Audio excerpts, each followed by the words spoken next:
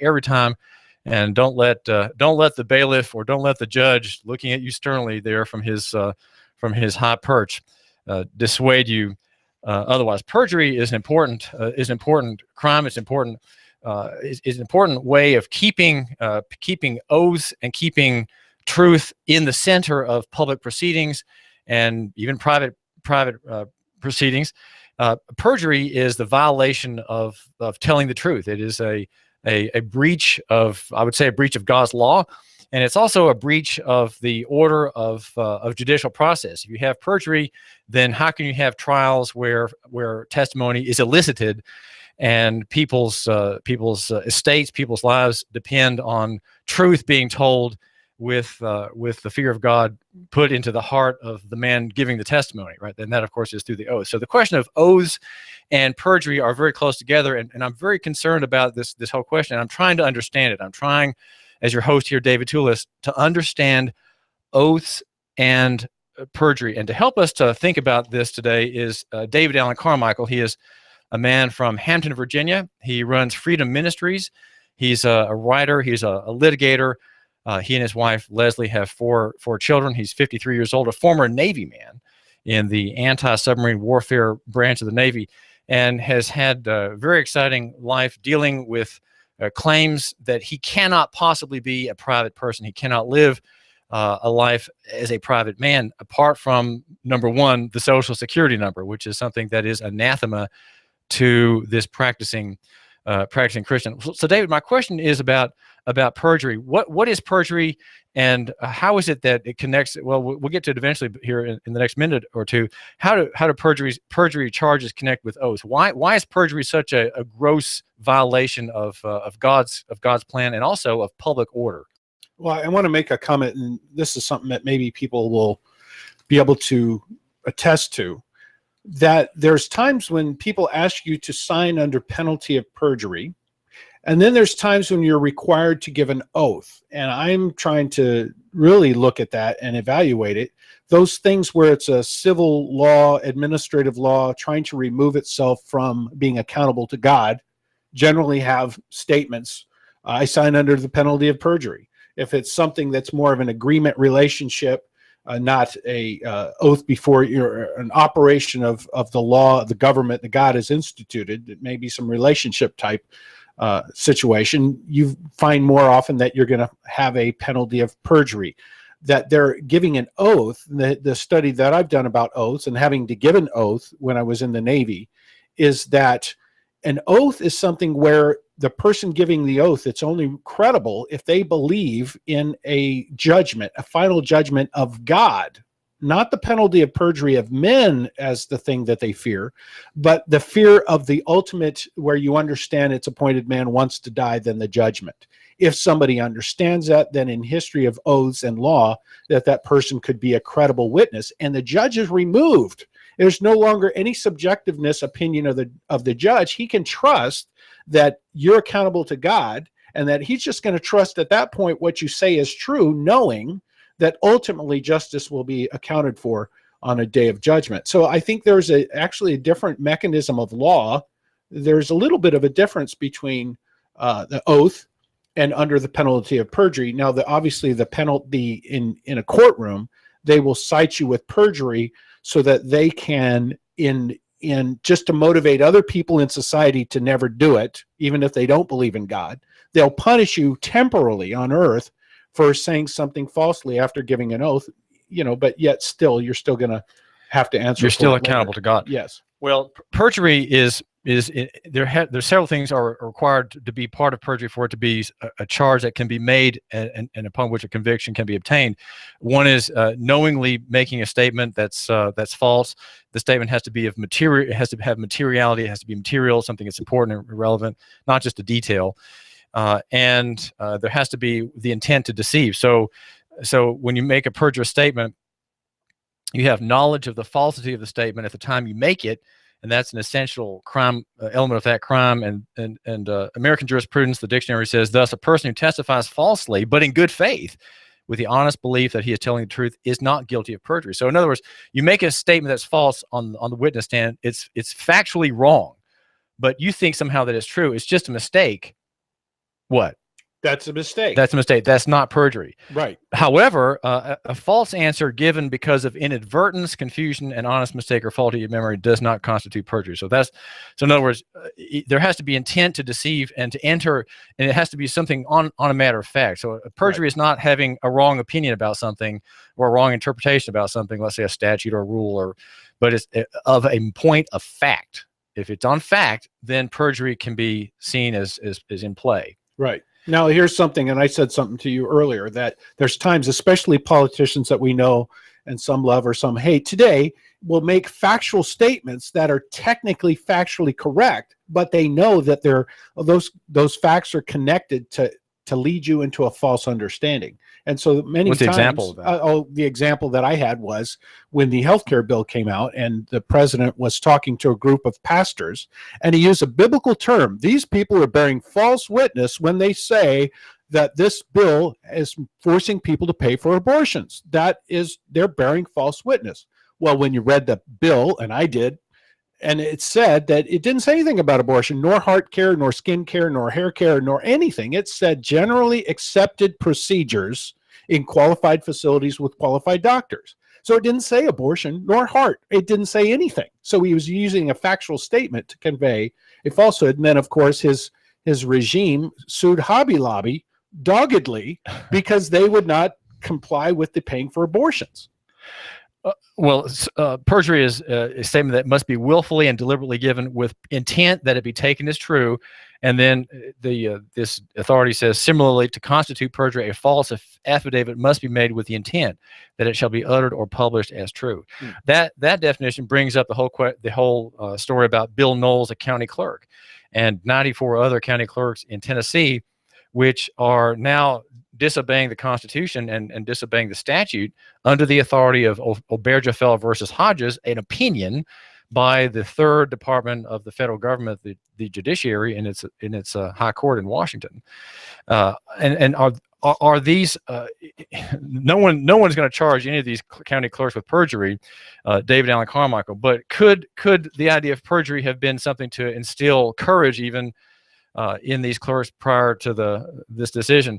Could they have said, I dare not violate the Constitution, I dare not violate my oath, and I dare not face the threat of perjury, because perjury is in the statute. We do have a statute for it in Tennessee. And it occurred to me, I forgot about this. During my court case, in lieu of signing a document, I raised my hand and gave an oath. And the Federal Circuit said his oath has to be taken into account. It was very high. It was a high commitment that I did by oath, even though I wouldn't sign a paper they would want me to sign.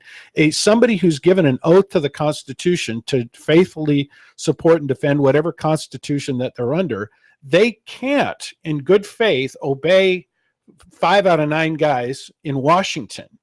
They can't, if the statutes of Tennessee do not give them the authority to marry 2 boys, then they, because of their oath, would be literally, because of their oath, in sin. They can't really, if they really understand what they're doing and the separation of powers of government, doesn't matter what the Supreme Court says. They don't work for the Supreme Court. So their oath binds them to something else. Well, I'm not exactly clear on what you're saying, David Alan Carmichael. This is David Tulis, and we're talking with a former Navy man and a litigant over the issues of the question of being a personal, private person as opposed to a public walking corporation, which you, my listener, probably are. And David Alan Carmichael has a very interesting life and record, trying to live the life favorable to God's word and taking comfort in God's requirements of him, that he not make compromises and not be part of the machine, if you will. Well, the question, David Alan Carmichael, is this. Bill Knowles, our county clerk, could he have stood on his oath and defied the state's governor, Bill Haslam, the state's attorney general, Herbert Slattery III, and others, and said, no, Jim and Joe are not going to get married in Hamilton County? He has an obligation. How could the oath have supported his position? Because the legislature is the strongest arm of the government, and the minister of any ministerial position, a clerk, is not bound to obey the orders of the governor. He's bound to obey the law.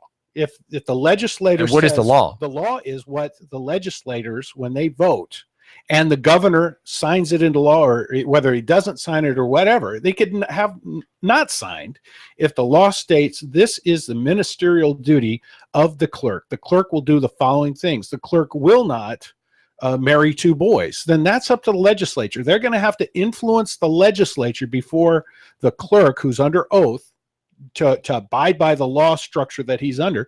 Before he can do anything, it's got to be passed as a law. The many things that I've come up with trying to live the life I'm living, many times the government bureaucrats will say, I understand you, but until they change the law, we can't do anything. And that would be really what the clerk would have to say. Until they change the law, if you can influence the legislature to change the law, then I will do it. So what you're saying is that Bill Knowles should have been a man of modesty. He should have said, I'm not going to get out ahead of the people and change the law just because there's an opinion, Obergefell versus Hodges. No, I'm not going to do that. I'm going to wait for the General Assembly to change the Constitution by a vote of the people and to change the statute that flows out from it. And I'm not going to marry Jim and Joe. We have a call. Caller, this is David Tulis, and you're live on the air on AM 1240 Hot News Talk Radio. Are you guys working your way into a rabbit hole about changing the law? Isn't that the problem, is that the legislature tries to change God's law? The state has no authority to issue marriage license. Well, I'd like to answer the question. If you license, then there would be no issue here. But the state, thinking they're God or wanting to take the place of God, believes they have the authority to issue a license for something that comes from God. What's your take on that?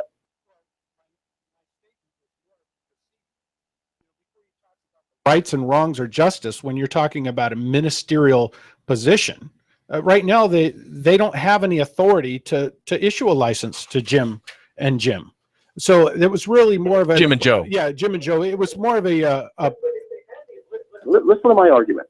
If the state has the authority to determine what marriage is, it can issue a marriage license between a dog and a cat. That's right. A human and an animal. It can. Because it's the sovereign power of the state. That Federalist 44 and 45 says the state has unlimited powers. The problem is they have no power to issue licenses. That's permission to do something that would otherwise be illegal. They cannot define marriage. It comes from God. But once they think they can define it, then one can make an argument under the Equal Protection Clause in Congress that someone's rights are being violated. Do you see the rabbit hole we're going down? Our stand should be you can't do what God has authorized. You can't license guns, privacy, guns, everything in the Bill of Rights and 155 rights that follow come from God, not from government, and it can't be licensed. Well, and that's interesting the caller said that. Again, it brings up huge discussions about the power of civil law, but one of the things that he pointed out, the homosexual conduct has always been a wrong.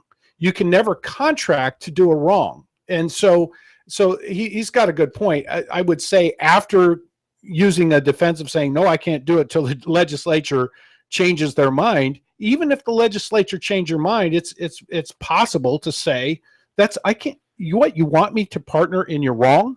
Now, again, secondary conversation. I don't know where you want to go with that, David. Well, the caller's making a good point, but the question we have about the oath of office is, could Bill Knowles have, and can he still change his mind if he wants to change his mind? Can he say, I'm going to change my mind. We're not going to issue any more gay licenses here in Hamilton County because of my oath of office. I realize I've made a mistake. I made a mistake in allowing poofter unions, lug butt unions, as I say. Lug butt is just my making a word out of LGBTQ. Q is for queer. I'm not good with letters like that, so I just call them lug butts. The lug butts getting married here, and I'm changing my mind because my oath. I made my oath before God, and I'm in fear of having offended him in going against the Constitution. And that seems to me, David Alan Carmichael, the great purpose of the oath, not just avoiding perjury in your public acts, but saying, it's an oath I made before God to defend the law and defend the listener and all the people like him who vote for office, people in office, and even those who don't vote.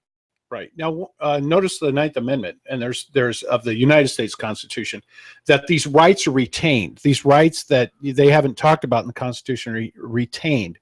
If they're upholding the Constitution, they're upholding rights, not wrongs. So, yes, I mean, this question I'm not a clerk.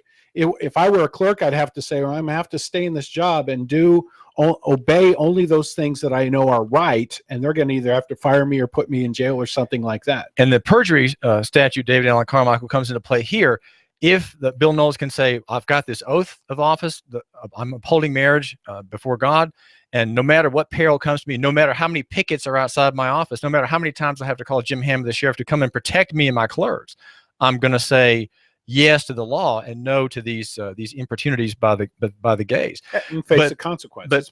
And also on the negative side, that's a positive thing. Right. On the negative side, I dare not perjure myself and suborn perjury from my staff by recording a poofter union as lawful marriage, because those are all lies of fact. Right. Now, let me ask you this. Is that a lie of fact to record a marriage of gays, or is that just a lie of opinion or legal interpretation? Those are not perjurous. No, I would say, because there's no such thing as it's an oxymoron. Gay marriage is an oxymoron. It just, by its very nature.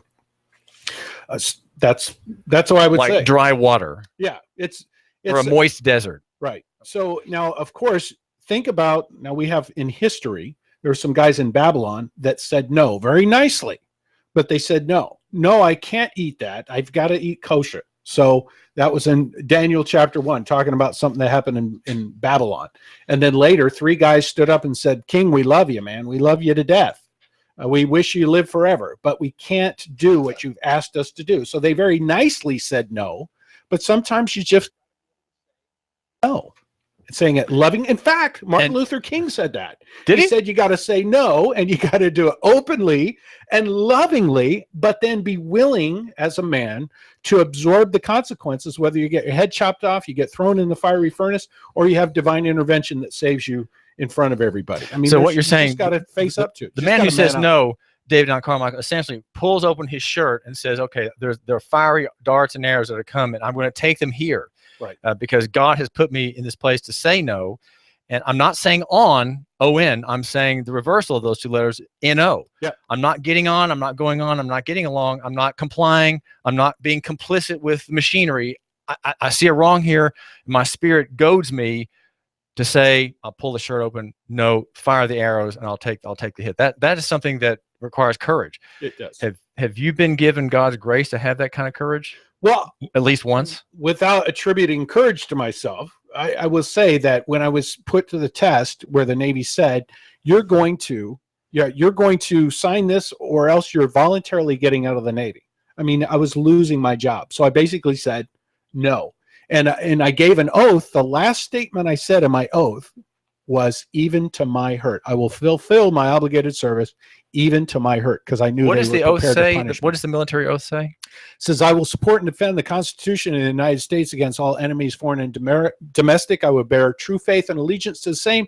I will obey the orders of the President of the United States and the orders of the officers appointed over me according to regulation and the Uniform Code of Military Justice. So help me God. That's the oath I gave. And do you regret that oath? Did you live out that oath? I lived it out. I'm living it out. I'm continuing to live it out. So it still applies to you, David Allen Carmichael, though you are not a Navy man anymore. Right. Yeah. Well, just quickly, how do you make your living, David Allen Carmichael? What's your trade? Well, right now my trade is I do soccer referee as a sideline, so I get to run around a lot. But I'm really a minister of the gospel, and there's people that support us because of gifts of love. And I do the things, and right now I'm overseeing a growing urban missions ministry in Hampton, Virginia. Yes, and beyond. And do your children, you have done something to rid yourself of a Social Security number. I'm going to ask you about that. And what about your children? Have you hobbled them in their lives by not applying for them for Social Security? Well, they've got the freedom to apply. It's a free country, and they can voluntarily, the 13th Amendment, they can voluntarily enjoin themselves to some organization or process like that if they're up to it. What's the 13th Amendment about? That's the one about slavery and involuntary servitude. So there's voluntary servitude, but just no involuntary servitude by those who have not been convicted. Yes. Yeah, and even when I asked the Social Security Administration, they said there's no law requiring anybody to get a Social Security number to live in or work in the United States or for the purpose of having one. And most people don't know. That's the standard answer. Well, this is David Tulis. We are here with David Allen Carmichael from Freedom Ministries, and we are brought to you live and local at AM 1240 Hot News Talk Radio. You give us 12 minutes and 40 seconds, we'll give you Chattanooga and the world. Fox News Talk 1240. Expect morning clouds, but mainly dry weather for your Monday. Afternoon highs into the lower 80s tonight, becoming fair, comfortable lows upper 50s, with some sunshine and pleasant weather for Tuesday and Wednesday, highs 81 to 83. Experience the demo teams of the U.S. Air Force F-22 Raptor, F-A-18 Hornet, U.S. Marine Corps Osprey, and the Geico Sky Typers at the Wings Over North Georgia Air Show in Rome, October 3rd and 4th. For tickets, wingsovernorthgeorgia.com. And I'm WDEF News 12 Chief Meteorologist Patrick Hoare. On AM 1240, Hot News Talk Radio. The Fed raising rates, China's economy in trouble. Don't let headlines derail your long-term financial strategy. I'm Edward Jones Financial Advisor Patrick Neal. At Edward Jones, we provide the tools for a reasoned, disciplined approach to investing. Stop by my office next to the Target Shopping Center in Hickson, or call me at 423-870-7894. That's Patrick Neal at 870-7894. Edward Jones, making sense of investing. Member SIPC. We've got a table here at Delia's in Saudi Daisy, ready to delight in a plate of authentic Mexican food. Delia's spreads a rich selection: loaded nachos, crazy chicken, homemade tamales, maybe the enchiladas with beef, chicken, pork, quesadillas. Every dish beautifully pictured on the menu to help us decide. Join us for lunch or dinner. We're at Delia's in Saudi Daisy on Dayton Pike near the Thrasher Light. Here's dinner. Delia's uses the freshest ingredients, cooked to perfection. Nachos, homemade. Delia's open every day except the Lord's Day. For lunch and dinner, treat yourself to Delia's genuine Mexican food. In Saudi, call 521-7145. That's 521-7145. That smells so good. Smells like a big Italian dinner. But you're going to walk out with two. Buy one hot pizza, get a one for free. 2 pizzas. You got the 2 for the price of 1 at Raphael's Italian Restaurant and Pizzeria. My favorite Italian restaurant of all the time. Now, I'm living in Hickson. I go to Raphael's right down the street in Hickson Pike, right near Highland Plaza. You're in Saudi Daisy? At Raphael's Italian Restaurant and Pizzeria in Saudi Daisy. Just next to Saudi Daisy Church of God. Hey, you're on Signal Mountain. There's a Raphael's Italian Restaurant and a Pizzeria. It's right on the main drag. You're going to love the pasta, the pizza. Buy one hot pizza, get a one for free. 2 pizzas. You got the 2 for the price of 1 at Raphael's Italian Restaurant and Pizzeria. Tastes so good. Bring the whole family. Come on, Raphael's Italian Restaurant and Pizzeria. Mangia. Salute. Do you feel better outside your home or business than in? Indoor air quality is important. Mildew, mold, smoke, water, and rodent damage are prime causes of poor indoor air quality. Ducts, Indoor Air Professionals, better known as Duct Busters, cleans HVAC systems using 127 definable Duct Busters steps. Let Mark Thompson address the indoor air quality at your business to help reduce employee illnesses. Prevent fires by cleaning your dryer vents. Mark and his parents, Dick and Joan Thompson, have been building our local economy and helping local people with HVAC systems 16 years. Ducts, Indoor Air Professionals. Call 876-9907. 876-9907. Ducks. Call now. Compass Media Network's coverage of the NFL. Hi, this is Jerry Recco. Join Kevin Ray, Danny White, myself for all the action. Hot News Talk 1240. If it's the NFL, it's right here. You give us 12 minutes and 40 seconds, we'll give you Chattanooga and the world. Hot News Talk 1240.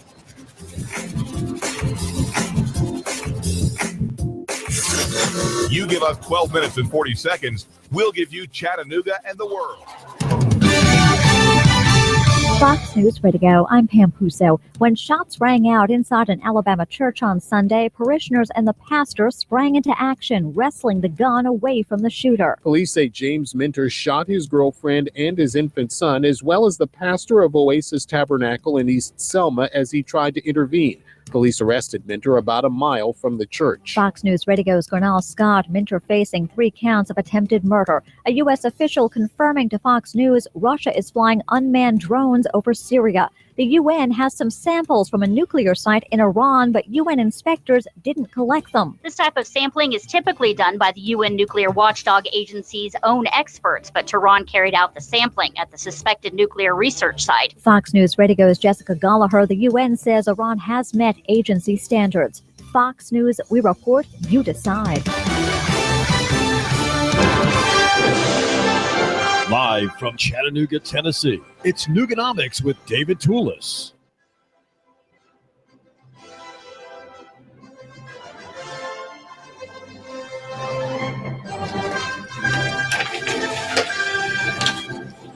Gallup.com has a story about 75% of the American people see widespread government corruption. 3 in 4 Americans last year perceived corruption, the lead says of this statement on that polling company's website, as widespread in the country's government. It is up from 2 in 3 in 2007.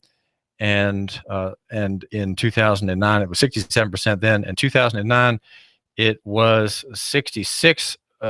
This is David Tulis, and our show covers local economy and the free market. There's a story at a website that I have not very familiar with, and I don't know that I want to cite it in great detail because it does not have a byline story.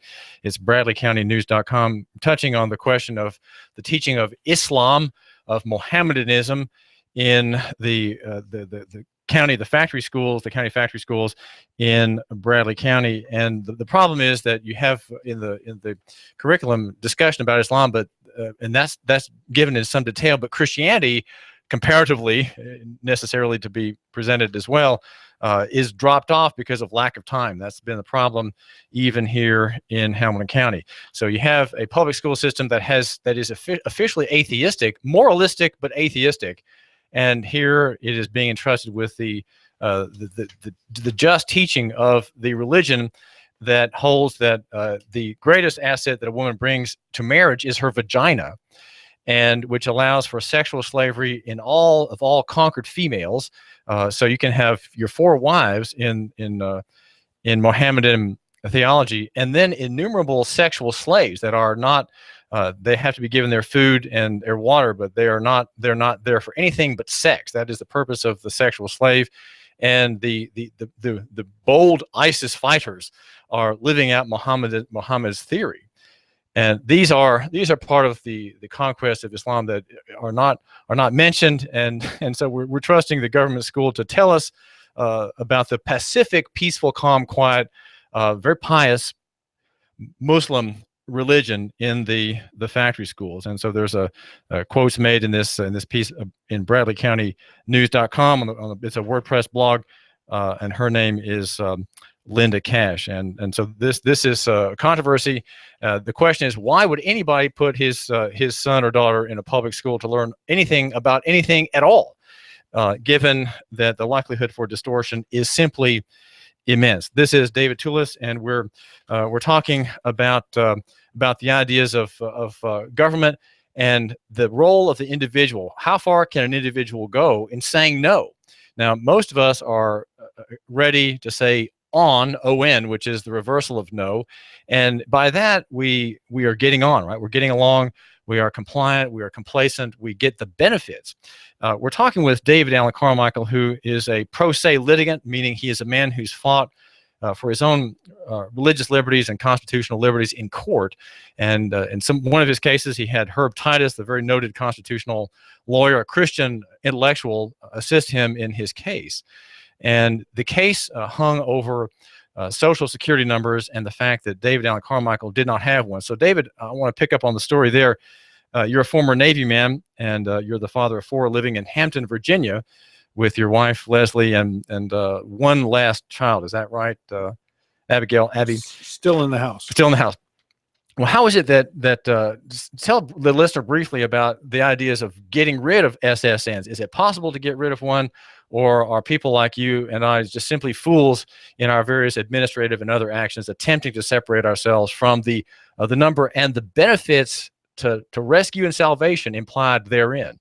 There's a procedure that the Social Security Administration has if your child has been enumerated at birth. Either, sometimes the document comes across your face as you're signing things as you're rushing out of the hospital. And it may have been that you didn't sign or something like that, but somehow you found out that the child was enumerated at birth.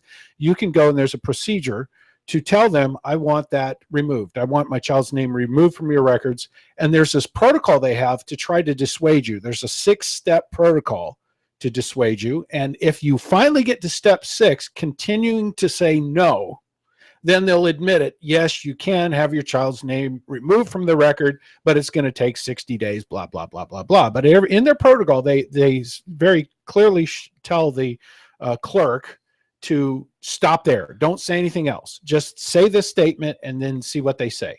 and they're wanting to dissuade you from continuing, but you have to basically say no. Well, I understand that regarding one's offspring, but what about one's self? Well, I'm That's a addressing different them. matter. They finally, after 20 years, responded to me after I asked the White House correspondence people to intervene. So I've recently gotten a letter from them where they dodged the question.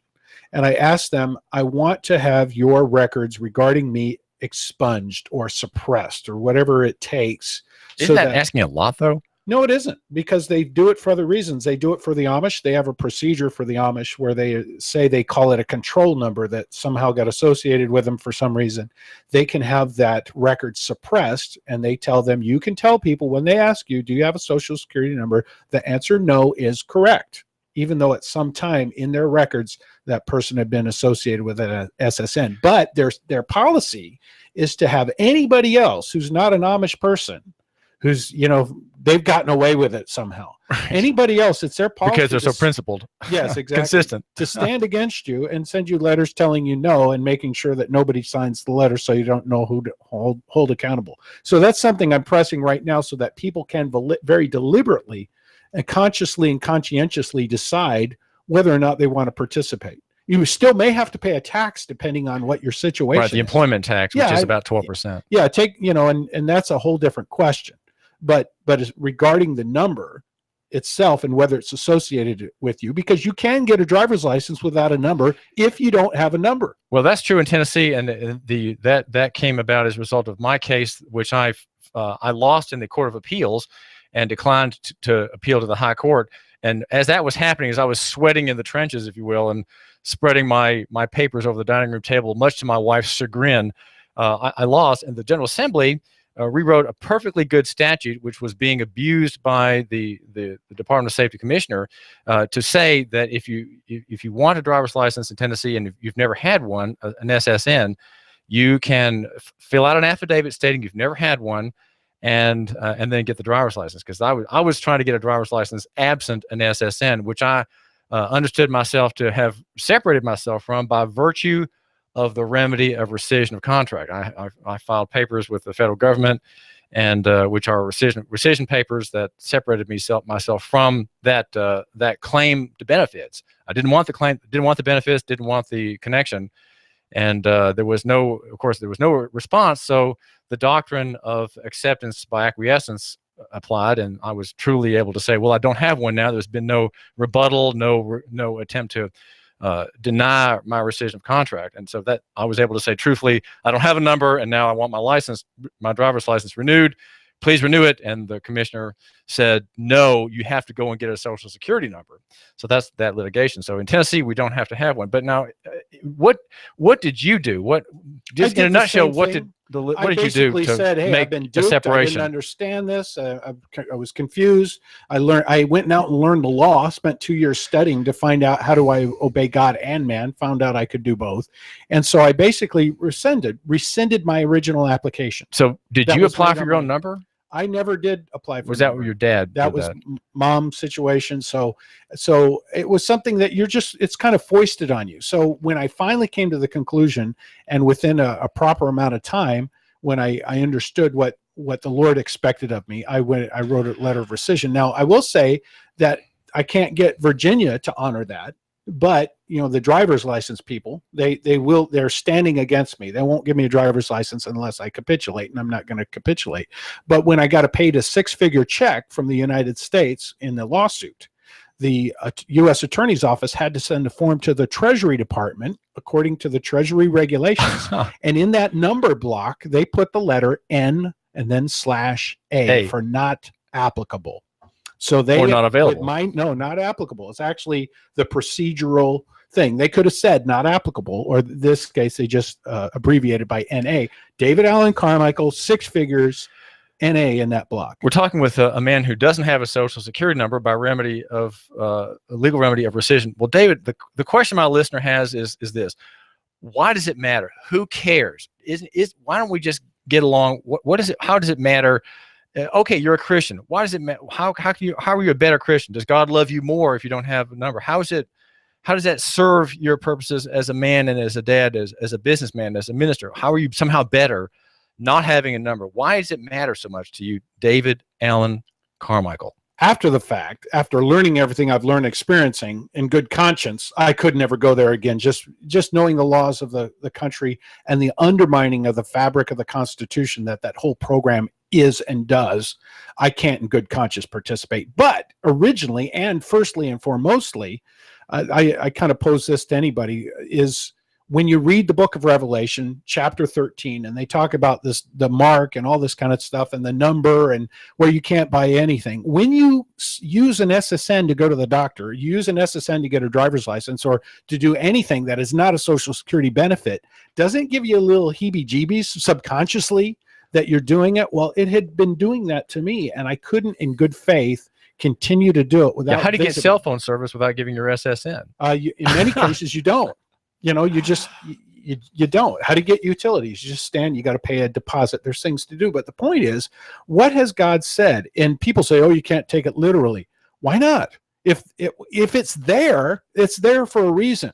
And they said, "Well, this isn't it because I'm still here in my eschatology. I won't be here when that shows up." Well, it's 50-50 chance you're right or wrong. So it came down to a matter of good conscience before the Lord, and this thing that's in the Bible that says you're not supposed to, there's a threshold here. There's a point where the frog has got to jump out of the pot, or else you're committed to the pot. The byproduct of your state taking the stand and saying no, David Alan Carmichael, is that you have a greater sense of personal liberty, though you are boggled sometimes by demands for papers, demands for proof of your identity, and so on. Well, that's a benefit. What do you mean? You said I was doing it for those personal liberty. I'm doing it out of raw obedience, thinking I'm going to die, but I know this is what. And they say no prophecy of any private interpretation. Well, so be it. Okay, so I'm the only one here, and I might be a nut, but because God has said it in His Word, and there's judgment and reward associated with it, I'm being obedient to the Word of God. And that's the reason I'm doing it. I'm getting freedom out of it, but I've also suffered. In fact, everything I thought I would suffer, I did suffer, but in the divine irony that came my way, I've been rewarded for my obedience. Well, it seems as I've heard some of your stories, David Alan Carmichael, that what you're doing is you're really living out the local economy life. What you're doing when you want to deal with someone and they demand a number from you, you have to have effectively a personal relationship to get around the bureaucratic minutia that this person is presenting as a barrier to having commerce or trading with you. I have a love relationship with more people in my community, my city, than most people have. And how is that again? Explain that.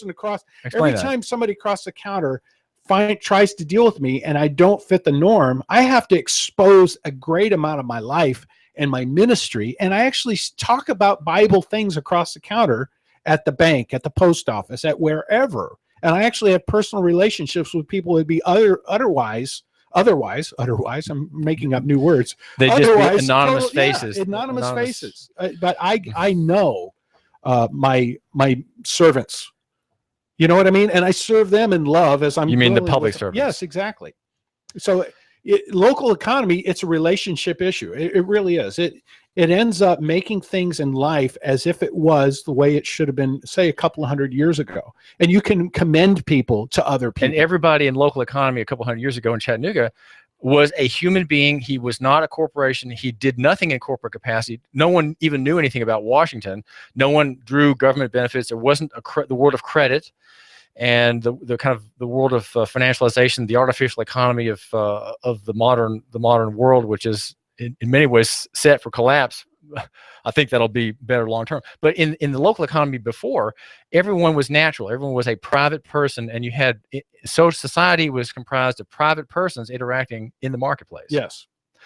Speaking of local marketplace, wanted to mention Delia's Authentic Mexican Restaurant here in South Saudi Daisy. It's a great restaurant run by Maria Hernandez, a genuine Mexican. And whether it's the quesadillas or the tamales or the nachos, it's all genuine. It's all fresh ingredients and cooked to perfection. Delia's Authentic Mexican Restaurant. And the special today is the taco salad. You get $1 off. Mention the radio station, and you get a free iced tea. I know you're a guy, you don't care for stuff like that, but if you do that, you are doing me, David Tulis, your host here, a favor, Just say, hey, I heard you on David Tulis, or I heard you on the radio, and then they'll give me a little bit of credit, and they'll renew their advertisement. That's how radio works. We're also brought to you by Raphael's Pizzeria, run by Rick and Maria. And it's a Raphael's Pizzeria, an Italian restaurant. There's one in Hickson, one in Saudi Daisy by the Church of God, and one on Signal Mountain on Taft Highway. And here's the great offer. This is inflation at its best. You order one pizza, and guess what? Poof, you get two pizzas for the price of one, only at Raphael's. This is the daily grind down there in the kitchen at Raphael's. It's all right. Someone orders a pizza. Okay, got to make two. The cooks are all familiar with it. And the waiters and waitresses, that's just old hat for them. It's just a routine. At Raphael's, you're always coming out ahead at that locally owned restaurant, competing against the national chains. And that we're on their side. We're on the side of Raphael's. We're on the side of Delia's. And just think about supporting local economy, supporting our advertisers. Again, that is how radio works. So, David Alan Carmichael, we want to talk about local economy. Let's talk about local economy and the stranger. The dark-skinned Hispanic man with the dark woolly hair. His wife is kind of next to him there at the Walmart with about 5 kids, and they're going out. They've bought a lot of groceries, and they're running an old used car, bought fourth hand possibly. And many people who are conservatives, many Republicans, are dead set against there being Hispanics in Chattanooga and Hamilton County. How should we look in terms of local economy at aliens and strangers? Whom are viewed in the press with much, in the conservative press with much hostility? Well, love God and love your neighbor as yourself. Everybody who comes your way in front of you is your neighbor, and you don't know anybody's status. So you treat not being a respecter of persons. The speeding ticket you get for crossing the border without checking in properly, and I've read the law on that, it literally is a $50 fine. So it's illegal, but it's not necessarily unlawful. It's a administrative mechanism. It needs, if somebody comes across the border illegally, they need to answer to the proper authorities for that. But you don't be mean to the guy who just got a speeding ticket, or just can't help themselves go 5 miles an hour faster than all of their neighbors as they're going down the road.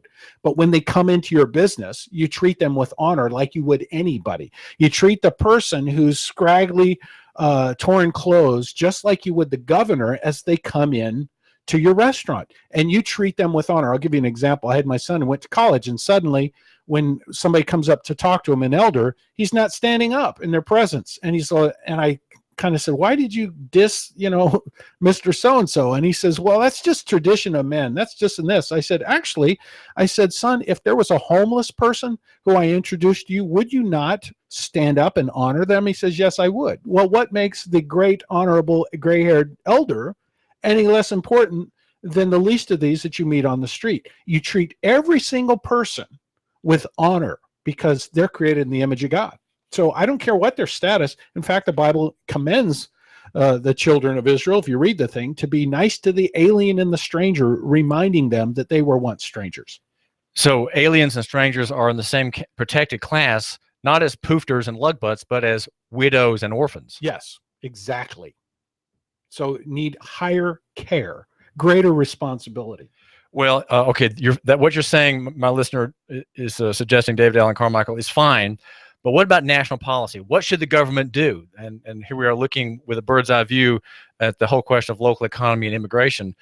Is that view legitimate? Should my listener care at all what the national government does with strangers and aliens? And what about Muslims? Can Muslims come in who are determined to work for centuries to convert North America into a Muslim stronghold, another caliphate? Well, we're kind of behind the power curve. When did it all start? Why did it start? When were quotas put at the border, and why were they put at the border? So there's a fundamental issue of policy that goes back over 100 years that probably should have been checked. We forgot, and it's almost like a exercise of hypocrisy. We forgot from whence we cometh. How did we get here, and why did we get here? In fact, we ought to be to those people coming across the border saying, welcome, engage in enterprise and be part of the stimulus of the economy. In fact, I was reading an article of Australia a few years ago. They were thrilled because they had immigration because nobody was having any babies, and their economy would not grow unless they had immigration. Well, so that's sort of where we are, because I think because doing the wrong thing for a long time, this immigration thing is now a problem. It's not a problem in and of itself, because we have a Social Security welfare benefit system that I think is illicit. We're not loving our neighbor as we should. So this mechanism has come into being. People are afraid that these people are going to come over and take their benefits. So the opponents of immigration are often just concerned about the socialist welfare system in retirement and other benefits. I think, like me, because my opinion's changed, they haven't done their homework to find out the substantial principles behind it. And so I don't think we can answer the question right now until we do some really deep. Well, is there a local economy position, David Alan Carmichael, on immigration? Should we say we want more people to come to Chattanooga and live here and prosper with my listener and with me, or do we want them not to come here? Well, if they're here to love their neighbor as themselves by engaging in the local economy, absolutely. If they're here because they have an intention, an ill will, then you should reject them. But that would be Muslims. Well, I'd say in the principle of, kill the infidel whether you find him, and Christians and Jews are infidels. Yeah, I would say that. Now, my listener is not a Christian, but he's still an infidel. Well, they probably many Muslims and ones that I've met hadn't read the whole thing. No, so they know just the select peaceful parts of the Quran, and they've not read the Sirah, and they've not read much in the Hadith, the commentaries. Right. So generally, we want more people to be here in Chattanooga. Because we believe every human being is made in God's image. That's right. And you're a Christian, and so you would think that every human being with whom I come into contact, whether a Muslim or a pagan or a Hindu, that's someone God has put in me in contact with, and I may have an occasion to encourage that person with some insight or some favor. And I know, and you say, well, we're not the Muslims. Well, I treat them with kindness. Kindness leads us to repentance, and so I give them. I shock them. I'll take somebody who's been taught that I'm an evil dog, and I'll show them that I'm just like, my character is like that one whom Muhammad said is greater than the prophets. Well, we're talking with David Alan Carmichael. How can my listener find out more about you, David? Oh, I've got a website, davidalancarmichael.com. That's ALAN. You can go there. Some scary things about our court cases, but actually the main thing, the 90% that I do is faithfreedoms.org. Faithfreedoms.org. David, thanks for joining my listener and me here at the David Tulis Show. Well, thanks for having me, David. It's been great. I need to get to Dahlia's. We need to get to Dahlia's. We're brought to you by Cell Surgeon in Northgate, and right next to the Chicago Pizza. Call 668-0100. Cell Surgeon, making your cell phone work, and it can be just half an hour. Make sure you go by there and keep Cell Surgeon in mind. And want also just to remind you that Dahlia's is a great place to eat. And if you have indoor air pollution not brought about by skystriping and chemtrailing, well, you need to contact Ducts, the indoor air professionals, formerly known as Duct Busters. Ducts will clean out your duct work of mold and mildew and spider abdomens and whatnot. The number is 876-9907, 876-9907. My name is David Tulis, and I'm the editor of Nooganomics.com. Common Core, read about Common Core and the history of it. You're not going to find out this material from other sources, but here in Chattanooga, go to Nooganomics.com. A great study about Common Core. Next morning, clouds, but mainly dry weather for your Monday. Afternoon highs into the lower 80s tonight, becoming fair, comfortable lows upper 50s with some sunshine.